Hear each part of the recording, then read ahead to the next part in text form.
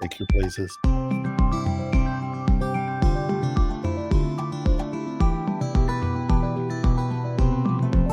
Well, hello, everybody. Welcome back. Part 2 with Hello. Mr. Dr. Christopher Clapp.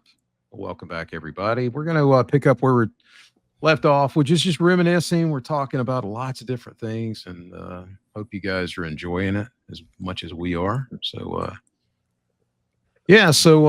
we were just talking about jazz and talking about our educating our ears. And it's such a process whenever you are trying to elevate yourself, whether you are intending to or not, but whenever you're listening to a new artist, sometimes you're challenged. Has there been any artists that you guys have heard recently that just like, really, this is super different and interesting, that makes you think about things differently, or you kind of revisit the way when we were younger, you think about these things. I never thought about it in that way, but when you think about artists that, I don't think so now. I'm just so open-minded now. Yeah, you think that's what it is? Back in the day, you're in your regimented listening, Yeah. you like this, you like that, and then something so oddball, you're like you're talking about with jazz earlier, you're like, you just couldn't make sense of it, and now the most off the wall thing is like, oh, okay, I'm not my thing, but okay, I get it, I don't. So I'll tell you the last thing like that, I guess, and not recently. I mean, Ian has fed me so much dark metal and death metal and some heavy prog like Animals as Leaders and different things that I would have never been exposed to. And I am like Grant said, I'm just very open to it. So I just listen to it and see how it makes you feel. Usually really loud in the truck, with the 16 speakers hitting you everywhere. But just to see how it goes. But I would say the last new band that came to me where I was like, wow, what are they doing? It was brought to me by my younger son, Jake. And an interesting way he came to it. He came to it because he's a bass player, a saxophone player, a very, very good bass player. And he was the drum major last 2 years he was in high school here. And he was watching some of the drum and bugle corps performances. And there's a really large group called the Bluecoats. And they did a song by this band called Thank You Scientist. And I don't know if you guys are familiar with Thank You Scientist. I'm not. Yeah. You need to be. So come on, Jake. I can't even remember which song it is right now, but there was one song by Thank You Scientist that they played, and Jake said, Dad, check this out. And so I listened to them play. That's really neat. And then backed into it and found Thank You Scientist, and they only have about 4 albums. As a guitar player, one of the super interesting things is their guitar player, Tom Monda, who's formerly trained at one of the Berklee Institute stuff, plays a fretless guitar through the whole thing. So the tones and the way he goes between notes and chords and stuff is incredibly unique. And and it has horns in it. So it's like prog metal with horns. It's very difficult to describe. At first I thought the singer was a female, but it's a male, and he's about 6'5", but he sounds like Dolores O'Riordan. Dolores from the Cranberries. And I was like, whoa, that guy, and he has a beard, I was like, holy cow. But the range, and that's the last band I heard that made me completely listen to music differently and really dive into them and figure out what in the world are they doing and how did they get there. Was this band Thank You Scientist. And they keep coming back around. They've had some personnel turnaround some, and I got to see them live at Cat's Cradle in Chapel Hill. Maybe Jake was still in high school, so he's 23 now in grad school, so 7-8 years ago. But it was one of those shows where you're just jaw dropped the whole time watching them play, not only because of their musicianship, because the songs are just phenomenal. I mean, the grooves and the rhythms and the stuff they're playing were just absolutely great. And the musicianship on top of it was just, you can't cover them. There's a few. I have 2 comments. I'm sorry. I was going to say, whenever you said that the singer, you didn't realize it was a male, I always think of the song Jackie Blue by Ozark Mountain Devils. The drummer guy sounds like a female to me. It always did, but that's what I thought of whenever you're talking about that. But the other thing is, I just made myself feel slightly better. I told you guys, I've told you many, many times, I never listened to the radio growing up. And I think it's Remember. continued throughout my life that I don't listen to new music. I'm not on a discovery. I've subscribed to Sirius quite a few times, and I just don't listen to it. It's just been a waste of money for me. I always know what I want to hear. You know, to me, I totally understand why other people have Sirius and those uh, options, but I just don't utilize it. So I like to be surprised sometimes. I don't know always that's want to know what I'm I'm going in to the hear about. minority. I realize I am not the norm. I am definitely not your average listener, and I have continued that. So I never really put two and two together until just when you were speaking. You know, that's why I don't know these new artists, because I don't listen to. I'm never in that discovery mode. So that's I kind of I feel bad about myself a lot of times, and I'm like, I should know who these current artists are, but I have no idea unless somebody turns me on to them, like sends me a link and say you should listen to this. I don't ever know. Look at it like this. I mean, music is a lot like food. I mean, people there's Right. foods and spices and things people like and don't like and this sort of thing. And is it Right. any less valid to be a classical French chef than it is to be the guy that's the cutting edge dude on the Food Network mixing everything's up and doing fusion? No, it's equally as valid. It just depends on, do you do it well or not, and what do you like it? Well, I'm going to share some useless information. I have the same thing for lunch every day. I have McAllister's chicken salad wrap, and I love it. That's what I have every day for lunch. You know, I literally have the same thing at lunch every day at work. Well, I'm not kidding you either, Jamie. Yeah. I have a wrap with tuna and pimento cheese, a little cup of Campbell's tomato soup, and some kind of zero sugar soda. And that's it every day. The same thing. You can't go wrong with Campbell's. It's fine, and it's cheap, and I get left alone for an hour, and I don't have to talk. Welcome to Weird Food Habits with Jamie and Chris. I'm going to send you pictures of my fancy Yeah. doctor's lunch, man. I think I'm going to wait for that. to you guys with my next lunch. Yeah. One picture every day. It'll be the same tomorrow. It'll be the same tomorrow. Right. Same as it ever was. Well, you know, Einstein had a closet, and it was all the same clothes for each day. So he didn't have to worry about it. He had other things to think about. Right. I don't have to think about it. It's right there for me. I just do it. I make it. And well, you guys have a high stress job sometimes, so I get that. You know, you don't have to think. It's there. It's good. You like it. It's a time to just chill. Yeah, we get to work. We punch in and immediately think, what am I doing for lunch today? And that consumes the next 4 hours, right? Yeah. Well, I know what it is with providers. There's a certain challenge that they have that I don't have, but things can get pretty hairy. You know, nights at the hospital can really get interesting. And it's a time if you're having lunch. It's just simple and it's relaxing and it's relieving to be normal. You know. Well, Chris has a luxury that I don't often have. You can take literally some time away. I would say most days.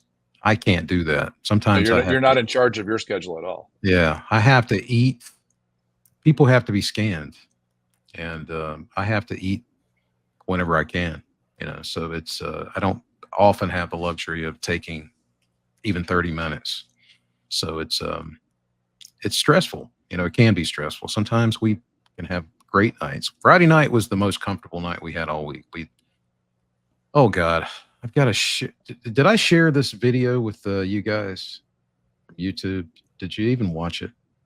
Which one's that? Send it to you again. I can't say it out loud.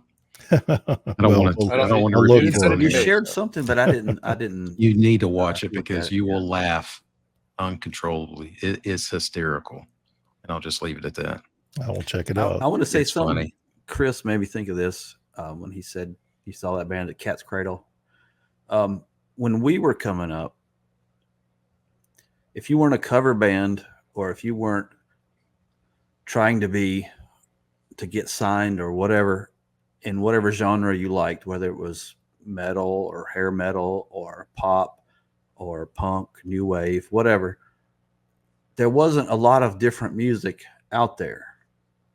And now there's so much out there music to where I guess maybe Fish wasn't the first. They were just a jam band like the Dead. Not to diminish them. I'm just saying maybe they were the first one on my radar that they're just out there playing their stuff and people love it. And they're not on the radio and they're not famous and they're making a living. you know, and so many bands that nobody knows about are out there making a good living. Like you said, Animals as leaders and stuff like that. And it's not on anybody's radar, but there's people that go and see them and they're playing totally original music that only their fans have heard. And that didn't happen a long time ago. It was either known music that was on the radio or a cover band playing known music that was on the radio. Now, there were original people playing, obviously, but it wasn't like there was a huge fan base. And I guess there was no way to get a huge fan base. Like now there's YouTube, Facebook, there's all this social media, because that's how I found out several bands, you know? And well, it's like that. And I remember that in high school. I remember the first time I heard REM's EP. I can remember, you know, with the gargoyle on front. Oh yeah, Chronic it was in Town. back in Mark Cranktown and Mark Cecil's bedroom, and I was like, "What did I just hear?" Yeah. You know, that was phenomenal. And then you know, Mike and I would drive around in the car. We would listen to the Guilford College radio channel, 88.1, trying to hear the next thing that was kind of like that. It's like, oh, that's cool.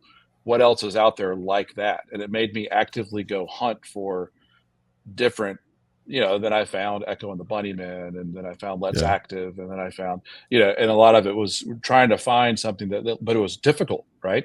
Yes. You had to go to the store. You had to buy something. You had to work for it. It's not like you had to have like some skin in the game. There was skin in the game for you to find new music. Play me something weird, you know. Well, let's just say, let's just talk plays. about the record exchange for a second. Even though I never saw you there, Chris, ever that I can recall, I went there as often as you did.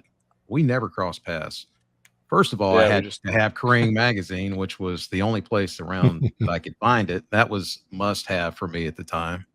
Wow. Which one did you go to the one out on Spring Garden, or off Spring Garden there? Yeah, Tate Street. Yeah.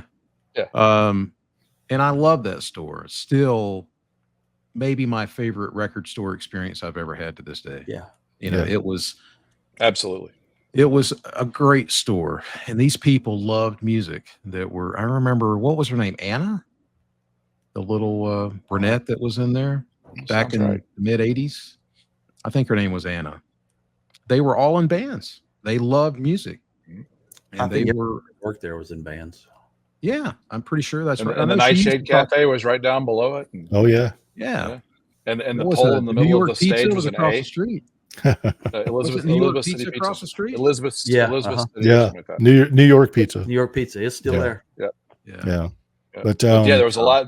It was just that place was infused with music. I mean, from the college crowd, and the venue was right underneath and behind it, and it was right there at UNCG. So I have a lot of LPs and EPs that say for promotional use only because they came from WUAG. Oh wow, UNCG's radio station, and have a little notch cut out of it. Cut out of it. Yep. And that's where I remember this, one of the still greatest finds that I would have never picked up. It might have been Anna or someone that recommended it to me. Is David Gilmour's first solo album and his second solo album, especially the first one. I would have never picked that up. And she's like, "Oh, I see you grabbed Wish You Were Here. We just got in David Gilmour's first solo album up there. You should go pick that up with Cry from the Street and on there." And that was like, because I was taking, you can see where Pink Floyd came from. He went back to this super dry, straightforward, groove oriented, 4 or 5 chord song album that was phenomenal. And that was one of my greatest finds there at record. And that, I still find that album inspirational. Yeah, that first record came out in '78. The song on there that I am remembering is it There's No Place Out of Here? No Way Out of Here? There's No Way Out of Here and Just Across from the Street are my 2 favorite. Yeah, that is a great song. That's a very I think that was recorded at Super Bear Studios in France, the same place The Wall was a year later. Oh, is that right? See, I don't go that deep into them. Well, what can I tell you, Chris? I know this trivial information is in my brain. What can I do, man? You think like a producer.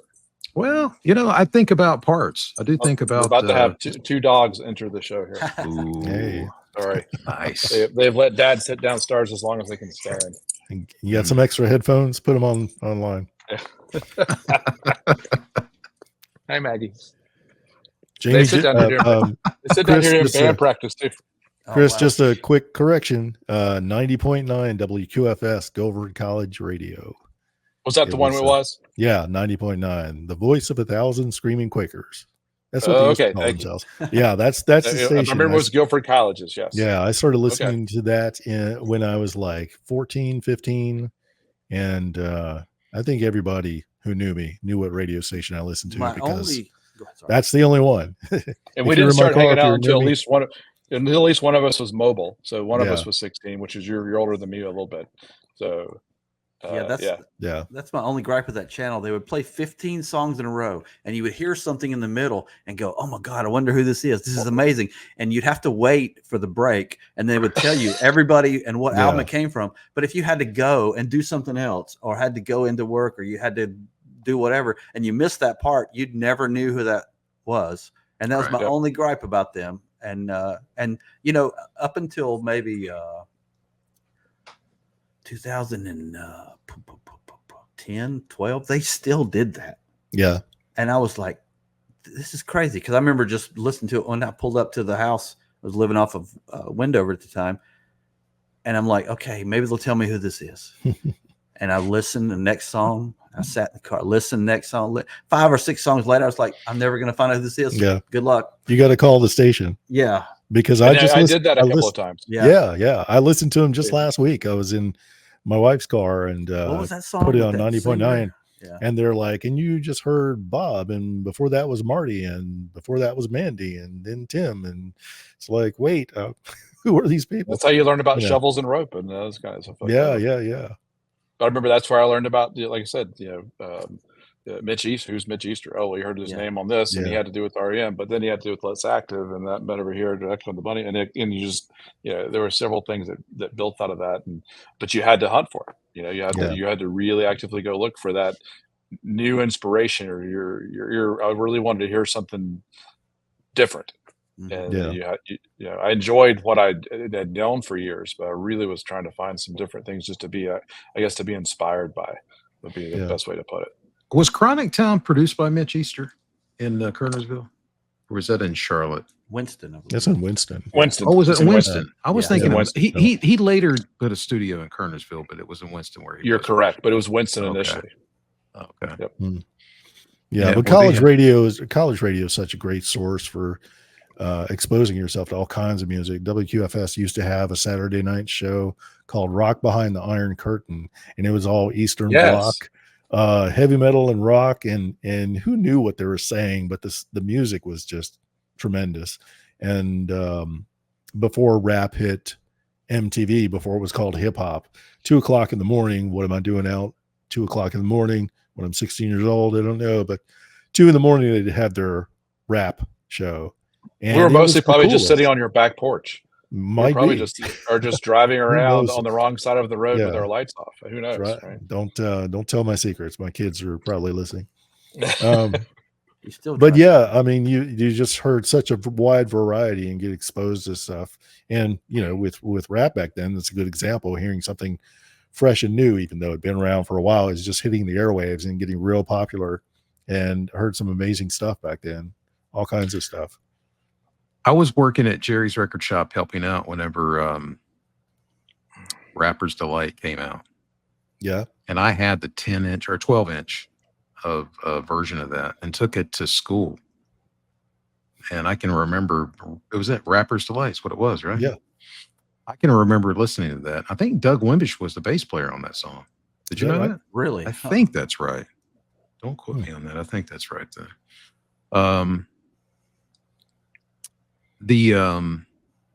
That was one of the very first songs, wasn't it? That was the first song that mentioned the word rap in it. Am I? Is that I'm not sure about that. That was first real popular rap song. I mean, rap had been around since, started in like 74 at Brooklyn underground parties in New York somewhere. Yeah.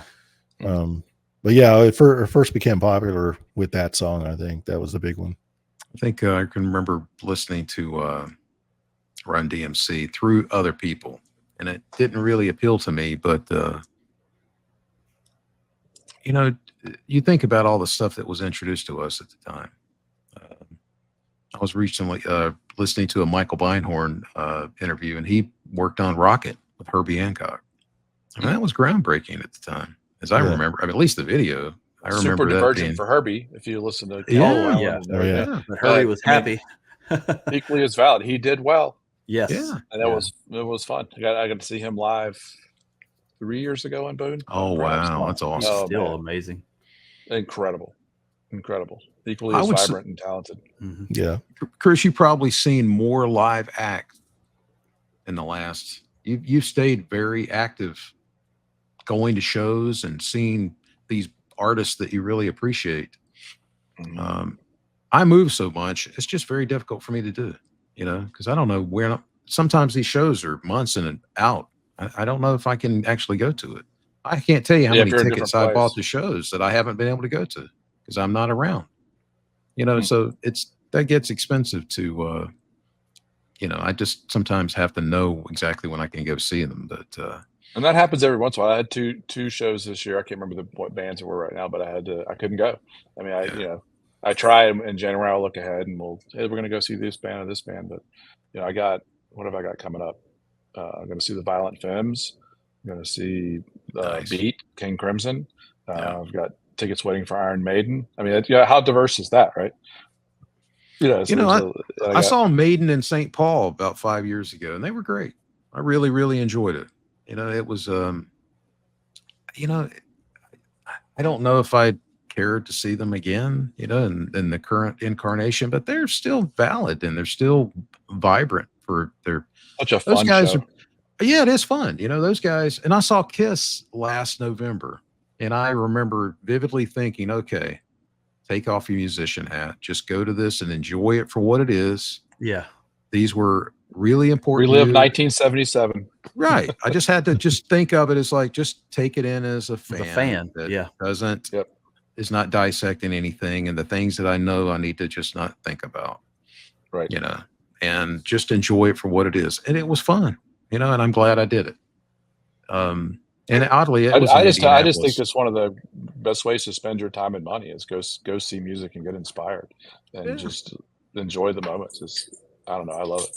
I would say that this Beat show that's coming up, the musician, I don't know that I've been to a show that's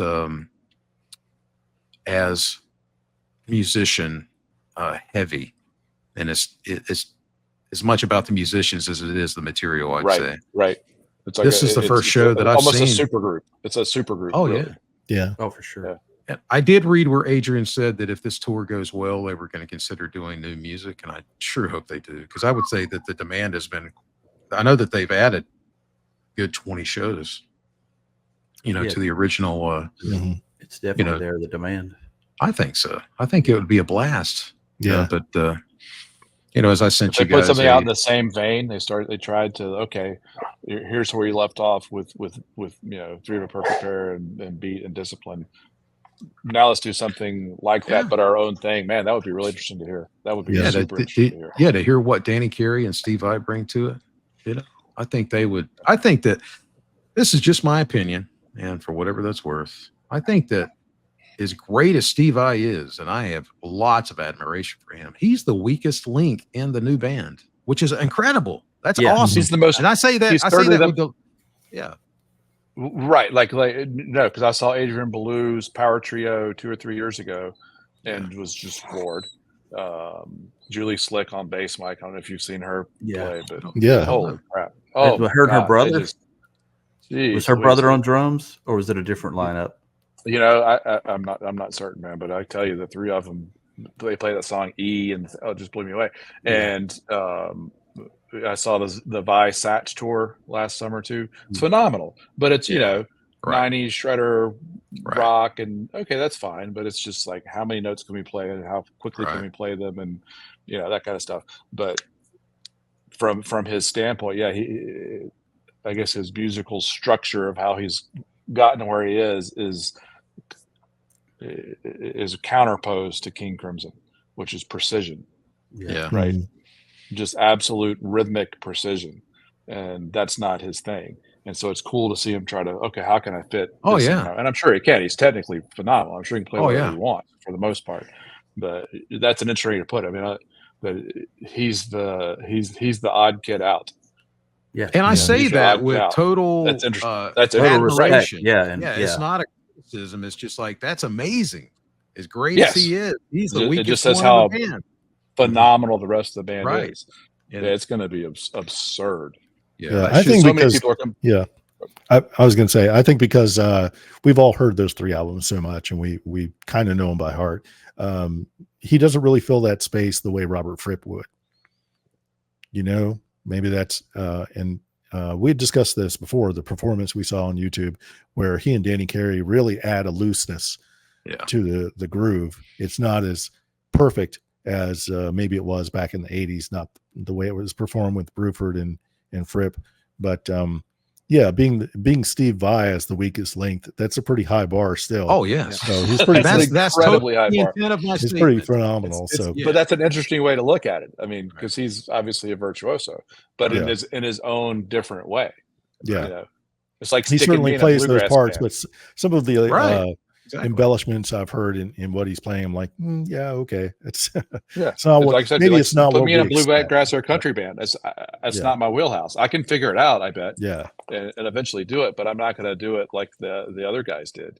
And I think it's going to be super fun to see as the tour goes on, and as he gets more comfortable with the music and how they figure out how the songs will go. It's just going to be so interesting to watch and hear that.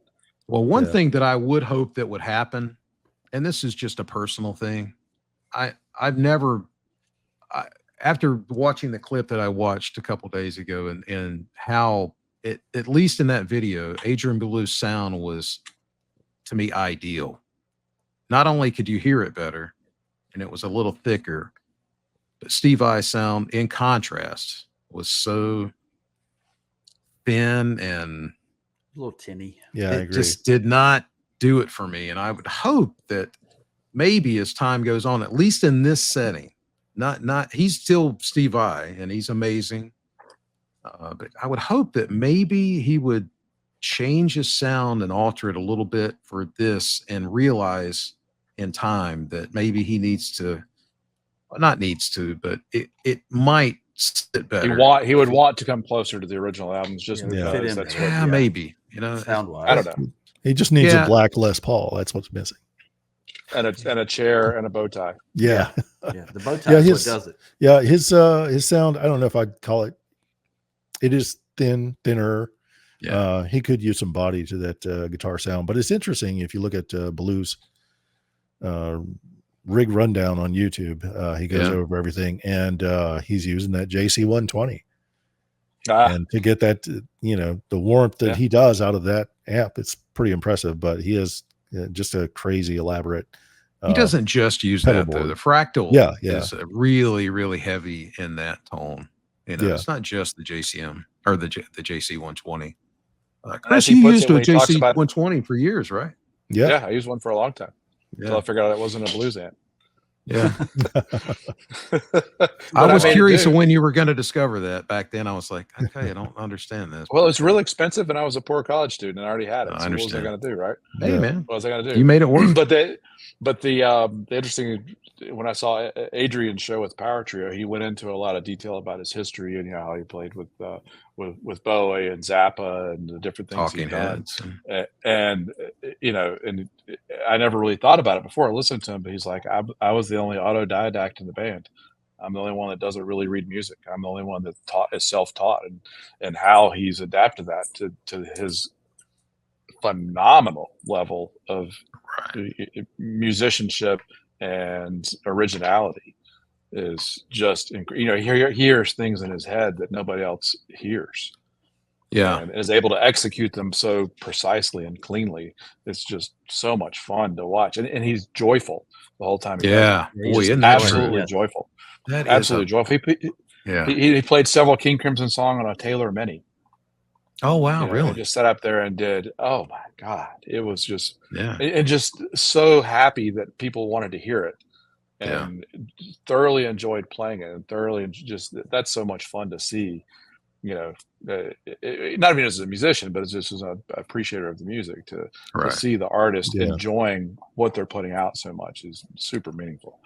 So yeah. for him to have that, that precision and that musicianship, and now you're going to have this, like you said, slight looseness with Danny and Steven. There's going to be really interesting how that. I'm sure they all look to Adrian and Tony as how does this go, Right? and how far out of the King Crimson. How far outside the box can we go? But this is still okay. Is that okay? And I love that.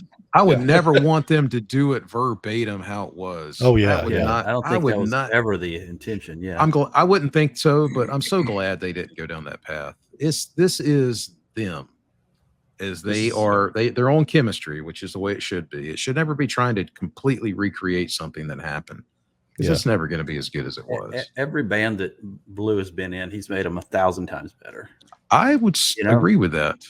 Like the guy has such amazing ears. Mm-hmm. And that's why his talent is what it is. He has vision, but he knows how to achieve. He's on this constant quest to achieve a sound that he hears. Like you said, Chris, he must just hear things. I don't think other people do. He knows, and he just knows instinctively what this needs. It's going to elevate it. And that's a talent that so few people have. But I'm glad that he's the man in charge. Tony Levin is number 2. What an incredible musician. Absolutely. Always been a huge fan of his. And, but I'm glad Adrian's kind of steering the ship, and it's his thing. And they all are, it looks like they're having a blast. It's going to be true to the source, but it's not going to be repetitive. It's going to be really interesting. It's going to be so interesting. I hope by the time I see him, which will be a couple months after you do, that they are not tired, that they're really finding something unique, and it's going to be toward the end of the tour, but I really hope it's great. I would think by the time you see them, they're going to be really, really well oiled and running on all cylinders. They have been on tour for about a month. And I think the music is so challenging that, tired. I don't think they're going to get tired of playing it, because it's probably difficult every night. Yeah. And you sort of revel in the ability to accomplish it, and play through the songs. It's not, it's not playing punk rock every night. It's this really delicate dance that you're doing with other folks on stage. I wonder how long they rehearsed before they even went on tour. A month? I only saw like a couple of months. Because I follow Tony and Adrian and Steve on social media, and it wasn't long. A few weeks. And Steve was like, "Oh boy, this is really hard. What have I gotten myself into? This is incredibly difficult. I can't play like Robert. So how can I play this guitar part and not break my fingers?" Yeah. Well, I have total respect for him. He knows that he is the one that's the weakest part of this, and he knows it. But he's challenging himself, and this is going to be. I'm really curious to how this changes him in 2 years or whatever. Mm-hmm. He's probably going to alter his approach slightly, and this is like John Mayer coming out of the dead. He's a different person. Right. Yes, this is going to change his approach to playing, and his rhythmic and phrasing and all that stuff is going to be different now. Oh yeah, I think that's really exciting. Yeah, that is really interesting. And I hope that his sound changes a little bit. Like I said, but that's fun stuff. That should be a really, really good time. I just hope the weather's cooperative. But St. Louis is not exactly, I would say, a major market, but it's not a secondary market really either. So I would think that any band that comes through there probably tries to, put on a great show. To play well. Yeah. Let's play well tonight, fellas. Well, we're going to Podunk, USA tomorrow night. So it's one of the, for my brother, it's one of the 3 or 4 seats of jazz you can play. You can only be a jazz musician full time in New York, St. Louis, or New Orleans, or LA.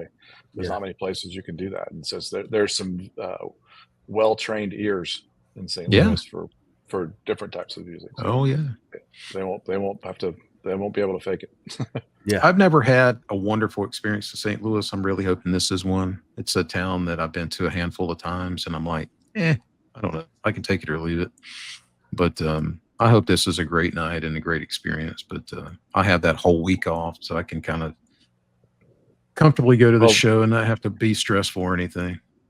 that'll be our discussion a week or two after you go to the show. We'll compare notes from October to December. It can be really interesting, and we'll be focused on it. I really hope they put a live DVD out of this as well and recording, because it looked like the recording that I don't know how in the world somebody would have the stage rotate the video that I sent. The stage was rotating. Yeah. So I didn't realize that at the time. I thought this is like some camera or something that they got. It looked very well recorded, and it sounded really good. I thought, so I hope that they do an official recording. That'll be a lot of fun. But the musicians and us will all appreciate that.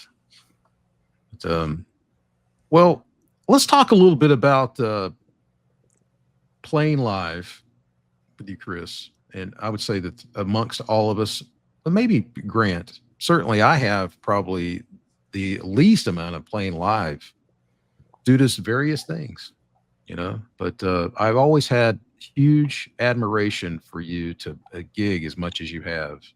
And in your college years, you were playing live all the time. You're just gigging constantly whenever you could. And I just always loved it. No, it's, I've always loved that because, to me, it wasn't out of fear, but it was just out of not being satisfied with certain things that I wanted to have or hear. I wasn't able to separate that from me and just go play a night and just, have it play the songs. I think I needed more at the time, and it takes a long time to get all these pieces into place. You were just too hard on yourself, Jamie. Well, and a lot of it's luck too. It's like you got to meet the right people at the right. You got to have the opportunity. To play. And I was very fortunate in college. And I'll just real quick tell you how it started. I'm sitting in my dorm room with my JC 120 and my little double cutaway Ibanez, just messing around. And Mike Conway, who was the other guitar player for the Alligators, and Bill Vincent, who still is the bass player and singer I play with now, 38 years later, heard me playing and came to the room and said, "Hey, we heard you playing guitar over there. We started this blues band last year, the year before I got to App. This was 1986. Would you like to, play with us?" I was like, "That's great. What's blues?" Yeah. All I knew was what Led Zeppelin did for blues, right? I didn't know what blues was. I probably heard some. I'm sure I'd heard some Stevie Ray Vaughan, but I didn't know what blues was. And so I spent the first, and they were great guys. We're still, obviously Bill and I still play together, but still great friends. Almost 40 years later, with Mike, who was in the band for 3 or 4 years and then left. He's still playing in a band. The lead singer, we had 2 different ones, but the second one, Bill Cannell, was with us the rest of the career till I had to quit playing third year med school. He's still playing and singing in bands. So everyone is still, even though we have day jobs and different things, everyone is still a musician to this day, to whatever ability we are to do it. So I spent the first, how long did the 20th Century Alligators lasted? From 1986 till 1992. And when I started my third year of med school in 93, I could no longer do that. I couldn't go to gigs. I couldn't, because I was on call and working weekends. But through college and first years of med school, generally your weekends were open and I could do more or less what I wanted. But I spent those first several years completely breaking down my guitar playing and really making a point of not playing rock and roll and learning how to play blues, and not bluesy, but how to play blues. Yeah, you didn't want to fake it. Yeah. No, I try to, as one of my really good friends who's a phenomenal harmonica player says, when you guys play the blues, you play blues without an accent. We really try that's to, a nice, and that's like, well, thank you. We really try to do that. And, I'll never be BB King or Otis Rush or Sun Seals or, Buddy Guy, but you incorporate those influences in their phrasing and what makes that different from playing rock and roll, and what is the sort, and it's the rhythm, and it's your right hand, it's the phrasing, and playing 1/3 of the notes you might have thought you should have played 2 years ago, but whatever. So and that was was a big part for me, and it was just pure luck that I happened to be in the right place in the right time with 2 very talented young musicians that had a direction. They knew what they wanted to do, and we're going to be a blues band. Okay. And I got caught up in it, and I became a blues guitar player, and that wouldn't have happened on my own, certainly, So there is certainly an element of just luck and fortune, the meeting the right people. Yeah. Now, was Mike the blonde, the taller guy that was blonde? Correct. I met him one time. I met him maybe a couple of times. I don't know if you remember this. I remember one time bringing my white Zion over to your house, and I was completely out of my element. You guys were really trying to play blues, and that's not what I do. And I have no business being there. I don't even, I remembered this. I did something that you guys, oh, that sounds kind of neat, but I wasn't playing music. That time my technique was probably the highest it ever was. And I was caught up in that. And I wasn't really playing music. I was just totally into technique. And I reversed that later, and I don't even pay attention to technique anymore, And I when I'm teaching people the same thing anymore, or when I improvise, and I improvise all the time. I don't play many solos the same way. There's very few. I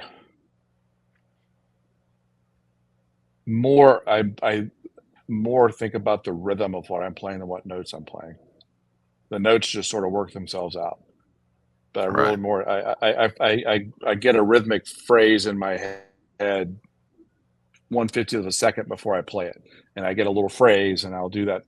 But where my finger goes is more instinctual, but the rhythm is intentional, right? And that's the difference. I think when you're learning technique, it's like, oh, I've got to play this particular, string skipping or 3-note per string scale pattern, or you're thinking about that kind of stuff.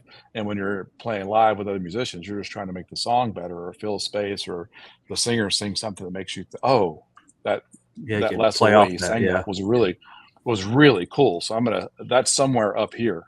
So I'm going to copy what he did the last into that. But it's, I think about the rhythm of it. That's the difference. I'm not playing.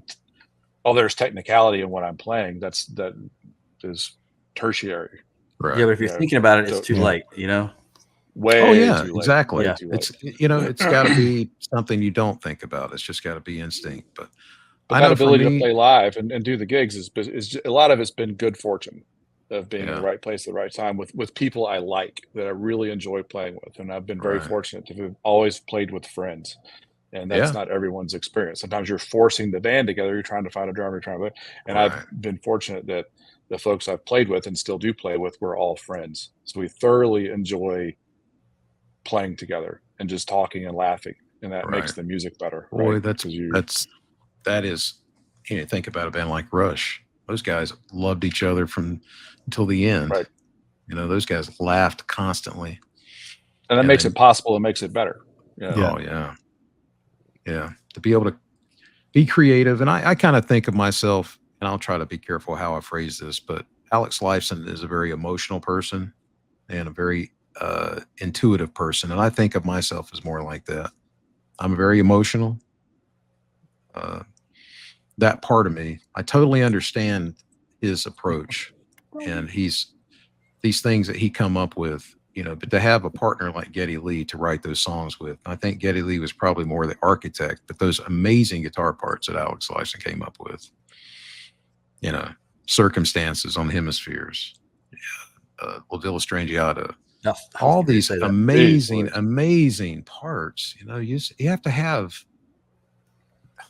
It still amazes me, and you influence, if it's the correct environment, you influence each other and you change it. I mean, I was fortunate in high school. I get to play, Mike and I were, practically best friends. I had several friends I consider best friends, but Mike and I were super close friends in high school. Yeah. Chris Smith, equally as good of a friend, and we got to play music together sometimes. And that it just was fun. I mean, we didn't have to really work about it. We didn't fight with each other. We just, we liked each other. We thought each other were, good musicians. And now it's just the joy of playing back then, where you're still learning, how to navigate. I'm trying to learn power chords, and Jamie's like, oh no, here's the scale for this song. And I was like, oh my God, what are you talking about?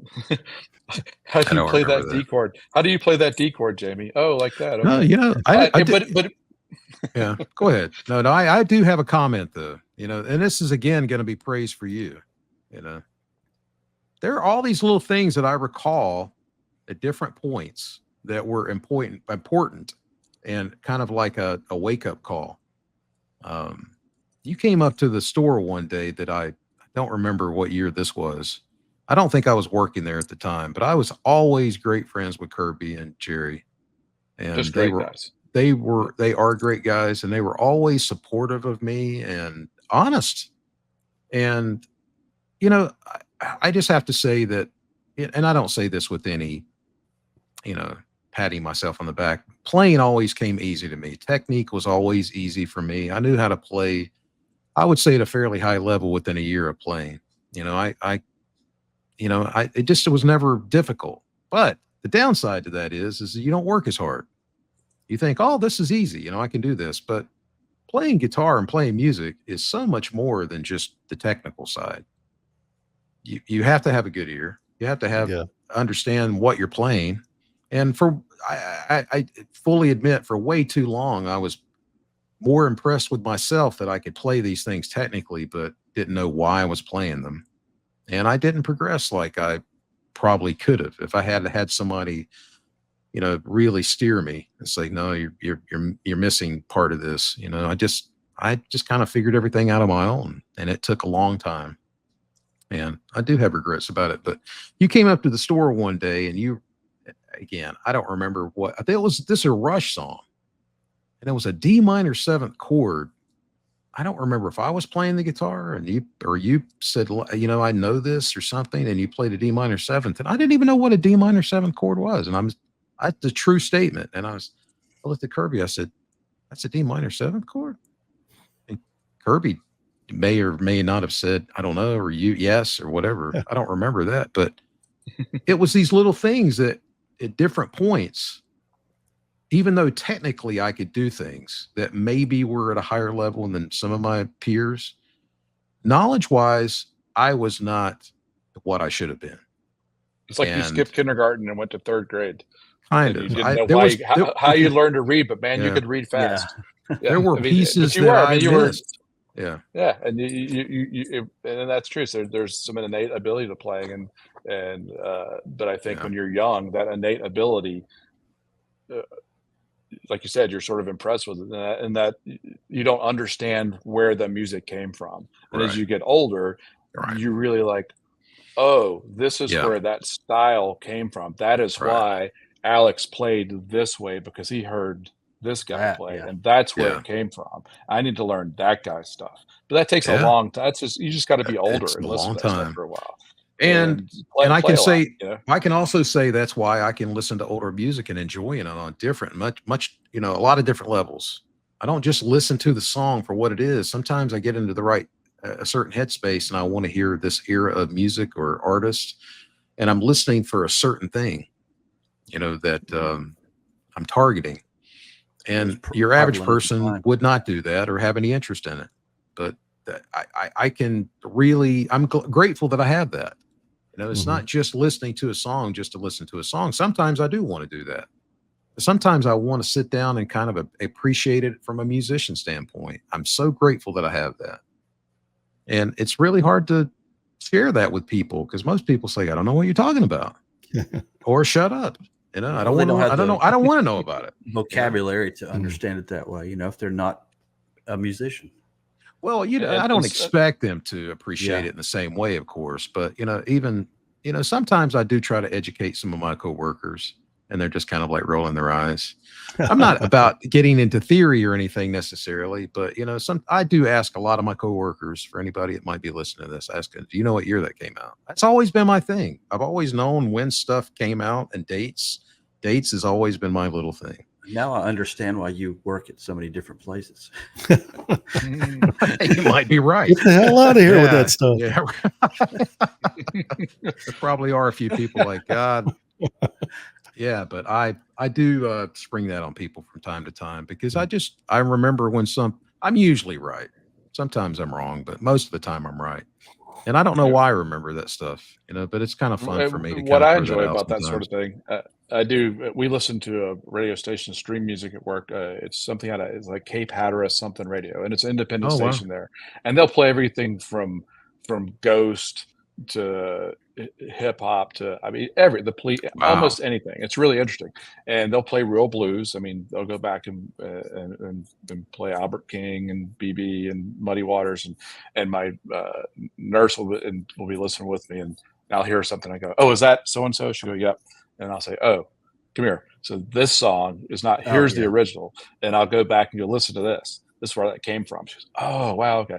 And we play that game all day long while I'm in the middle of seeing patients. When I come back out in the hall and talk to her, listen to the music, and so it's that influence is literally constant in my life. And how you listen, and I'm trying to share the joy of what makes it interesting and what makes it neat and where it came from.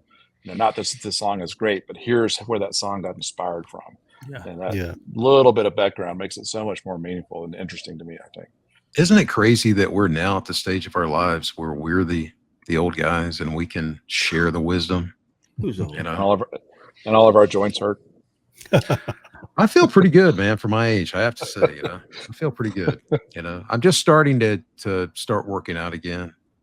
I've dropped a few pounds over the last couple of months, and I'm on a goal to get healthy again. I don't know that I'll be running 5 miles a day like you do, but I do ache a little bit because I've been starting to work out again. But yeah, I feel pretty good. I'm glad. But there's no way to get. Yeah, that's great, man. And the healthier you are like that, the more you can enjoy playing, the longer you can do it. But what we're saying too is there's no way to get to be a mature musician without being old. There's some young phenomenal talent, and there's some people that play amazing things in their 20s and this sort of thing. But I guarantee you, when they're in their 50s, they'll be better. Mm-hmm. I think so. Yeah, and that's just there is no replacement for time, listening, and time and experience, and it mellows you and changes you and hones you in different ways. And that's true for any style of music that I've tried to play. You just the constant different influences are always molding you and changing you, just like water washing away the beach or adding to it and that sort of thing. It never ends if you do it right. You're never complete, right? Well, music is so important to all of us, and has been a constant influence for us. And one of the things that has kept us in communication and connection with each other. Music is a common language for us. Literally for me and Mike. I mean, I think the last 5 or 6 times I've seen Mike, it's to go hear music or see music, or he's shown up while I was playing somewhere or something. Literally, I mean, it's the most important common link I have with many, many people, for sure. Yeah. Well, I've really enjoyed this. Chris, do you have any more time, or we've been going at it for a couple hours? Yeah, we do. I probably need to check out and go do a couple things. I thought it was about that time. Well, thank you so much for Jamie. One more thing I want to comment. Going back to you said you told the story about buying picks at Smith Whitley. Yes. And I bought all my guitar picks there. In fact, every time I showed up, I think I bought some more guitar picks, and they always had Gibson picks. And being playing like a caveman to start out, I would just rip apart a medium pick, a light pick. I couldn't use them. Everything I have is heavy. And if Kirby's watching this, he might be tickled to know that I still have a box full of Gibson heavy guitar picks from Smith Whitley Music. And Chris, I think you said you played the symmetrical picks. Correct. All this, and big heavy Fender ones. Yep. Yeah, I play the Gibson heavies. They're all symmetrical for the same reason, because if you drop it in the dark, if you can find it again, you don't have to find the front. You just play with whatever. It's always in the right direction. It's always in the right. I spin my picks in my hand as a timekeeper. I pull my hand away from the guitar and spin it and bring it back down, and it's never wrong. If I had a teardrop pick, I would fling it out of my hand 2/3 of the time. Yeah, I use those for the same reason, because that's awesome. No matter how you pick it up, it's always in the right position. But I have a big box of Gibson heavy guitar picks. You just made me think, how much fun would it be for Kirby to be on here? I'd love to have Kirby and Jerry on here, but I might ask Kirby to see if he wants to do this. Yeah, it'd be great to I have so many memories of times at the store. That would be a call-in. That would be a call-in show. Everybody'd want to talk to Kirby. And I still stopped in to see Jerry and Kirby as long as the store was open there. Everyone moved over to like off Westchester further down the road. Yeah, for years. I mean, for years.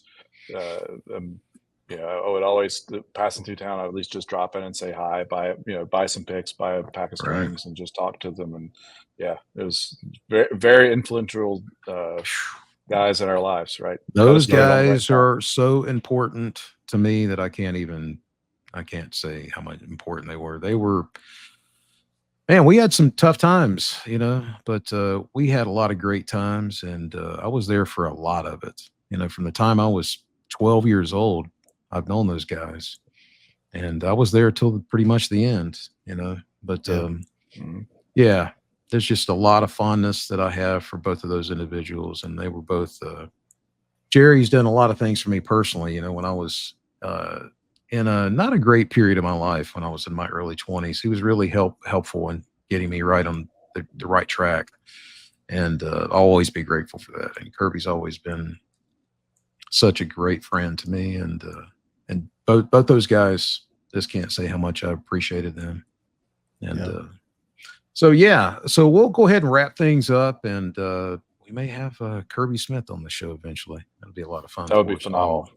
But well, thanks everybody for checking in. I am gonna hope you guys will like and subscribe.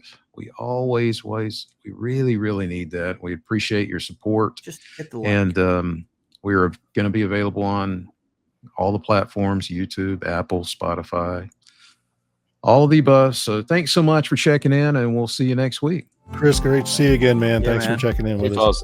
Loved it. Thank you very much. Care. Thanks for inviting me, sir. I'll be touching base with you later, Chris. All right, sir. Have a good night, gentlemen. All right. Thanks, guys. Thank you, man.